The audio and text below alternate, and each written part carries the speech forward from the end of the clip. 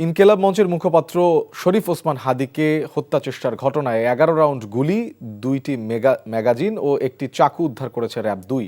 মঙ্গলবার রাতে সন্দেহভাজন শুটার ফয়সাল করিম মাসুদের বোনের বাসা সংলগ্ন এলাকা থেকে এগুলো উদ্ধার করা হয়েছে। এছাড়া তার বাবাকেও গ্রেফতার করা হয়েছে বলে জানিয়েছে র্যাব। এ বিষয়ে র্যাব-২ এর অতিরিক্ত পুলিশ সুপার শামসুল ইসলাম জানান, রাজধানীর শেরেবাংলা নগর থানার পশ্চিম আগারগাঁওয়ের পানির ট্যাঙ্কি সংলগ্ন কর্নেল গলি এলাকায় ফয়সালের বড় বোন ইয়াসমিনের বাসা, সেই সংশ্লিষ্ট ভবনের আশপাশে সিসিটিভি ফুটেজ পর্যালোচনা করা হয়। এতে দেখা যায় ঘটনার দিন গত ১২ ডিসেম্বর সকালে ফয়সাল ও তার এক সহযোগী মোটরসাইকেলে করে ওই বাসা থেকে বের হন।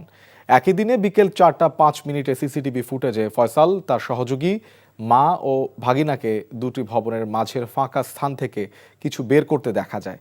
বিকেলে ফয়সাল ও তার সহযোগী একটি সিএনজি চালিত অটোরিকশায় করে এলাকা ত্যাগ করেন।